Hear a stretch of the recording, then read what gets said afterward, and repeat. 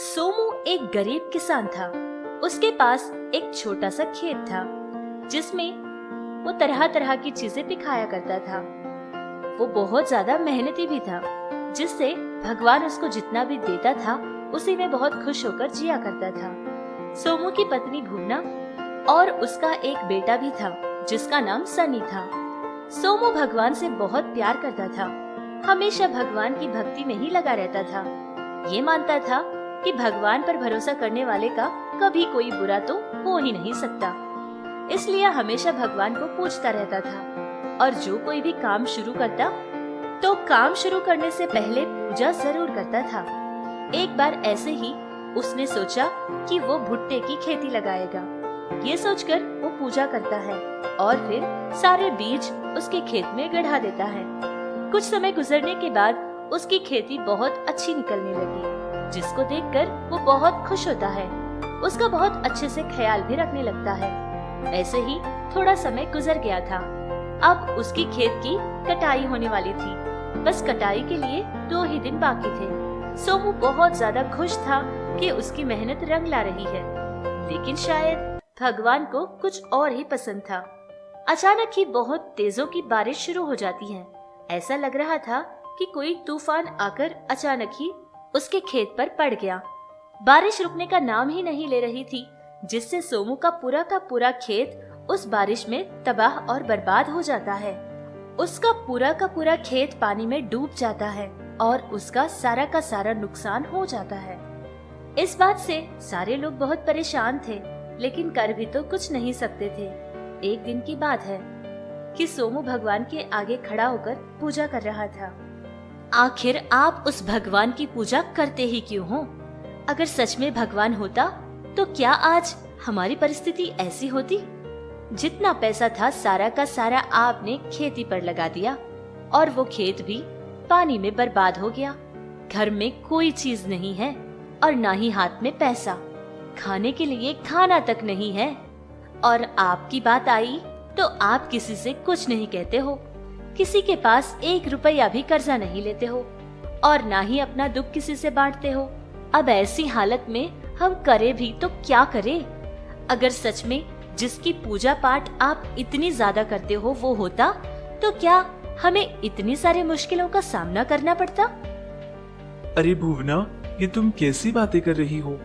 आज हमारा हाल इतना बुरा है, आज हम इतनी परेशानियों में हैं, इसीलिए शायद तुम्हें सिर्फ हमारी तकलीफ और हमारी परेशानी नजर आ रही है। लेकिन हो सकता है कि ये भगवान का कोई परीक्षा हो सकता है कि भगवान देखना चाहता है कि उसके भक्त ऐसे हालत में भी उसकी भक्ति कितनी करते हैं। और वैसे भी हम जैसे लोगों की जिंदगियों में ऐसी परेशानियां तो मामूली सी बात है ना। तुम इतनी चिंतित मत हो और ना ही हिम्मत हारो भुवना, क्योंकि भगवान सब कुछ ठीक कर देगा। बड़े लोग कहते हैं ना कि भगवान भी हमेशा अच्छे लोगों को ही ऐसे परखता है, अच्छे लोगों की ही हमेशा इम्तिहान लेता है।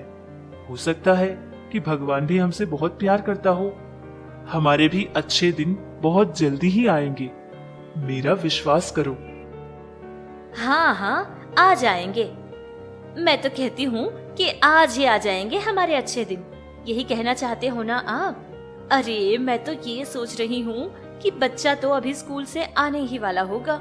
अगर वो मासूम आकर मुझसे खाना मांगेगा तो मैं उसको क्या जवाब दूंगी? कैसे कहूंगी कि घर में कोई खाना वाना नहीं है?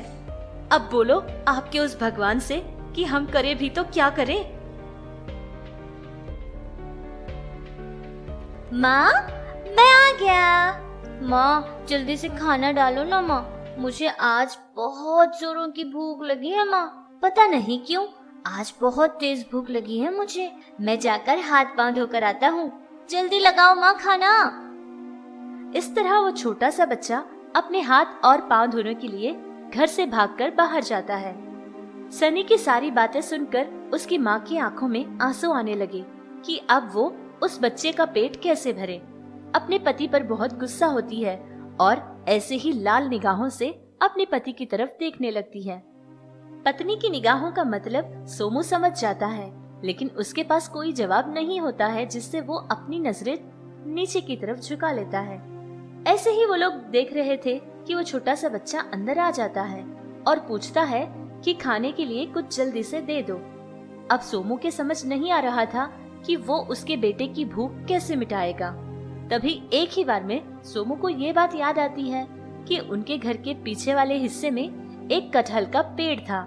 उस पर तो कटहल भी बहुत सारे लगे हुए थे।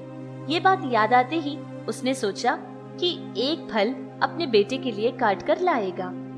ऐसे ही उसने किया भी था। कटहल के पेड़ के पास जाता है और एक फल को तोड़कर अंदर लाता है, जिसको वो छोटा सा बच्चा सनी देख लेता है और खुशी के मारे चिल्लाने लगता है। अरे वाह पिताजी, कटहल! ये तो मुझे बहुत पसंद है। पिताजी, मैं ना खाना बाद में खा लूंगा, पहले मुझे कटहल से अपना पेट भरना है। पिताजी जल्दी काट कर दीजिए ना। हाँ हाँ बेटा सनी, ये मैंने तुम्हारे ही लिए लाया है।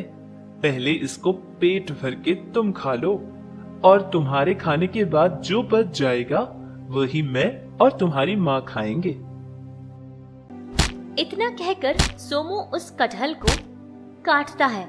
जैसे ही उसके 2 टुकड़े करता है तो उसके अंदर से बहुत तेज की रोशनी आती है, जिसको सोमू देख नहीं पाता है।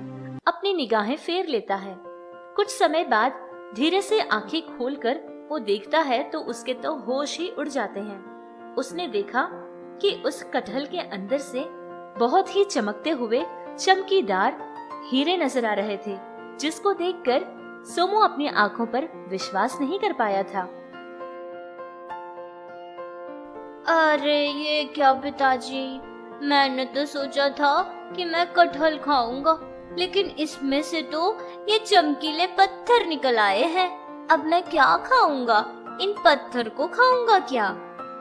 अरे सनी बेटा, ये कोई पत्थर नहीं है, बल्कि बदली हुई हमारी किस्मत है बेटा। भगवान का आशीर्वाद है ये। देखो भुवना, देखो भगवान ने हमें क्या दिया है। हमेशा से ही भगवान को कोसती रहती थी, देखा तुमने? अब बताओ भगवान क्या नहीं है? अब बताओ क्या भगवान उनकी भक्तों की नहीं सुनते? अरे भुवना, तुम कितनी भोली थी, हम भी कितने भोले थे। हमने पहचाना ही नहीं कि हमारे घर में जो कटहल का पेड़ है वो कोई मामूली पेड़ नहीं, बल्कि भगवान का आशीर्वाद है। हाँ, आप बिल्कुल ठीक कहते थे। सच में ही भगवान ने हमसे परीक्षा ली थी, लेकिन मैं ही बुद्धू थी। कभी समझ ही नहीं पाई कि ये सब कुछ भगवान का कराया खेल है। मैं बहुत गलत थी। भगवान मुझे माफ कर दो।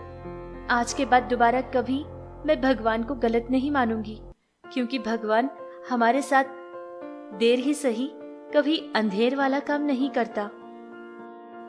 इस तरह सोमू की पत्नी भुवना भी भगवान से क्षमा मांगती है और कहती है कि उसने बहुत बड़ा पाप कर दिया।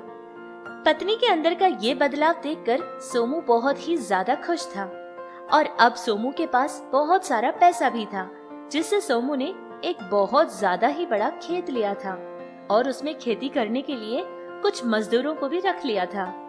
उस गांव में जो भी लोगों को काम की जरूरत होती थी उनको बुलाकर काम दिया करता था, जिससे उनके परिवार की भी बहुत सहायता हो जाती थी।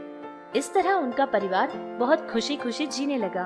और तो और सोमू की पत्नी यानी कि भुवना भी हमेशा भगवान का शुक्र अदा करती रहती थी और हमेशा से ही पूजा पाठ में लगी रहती थी।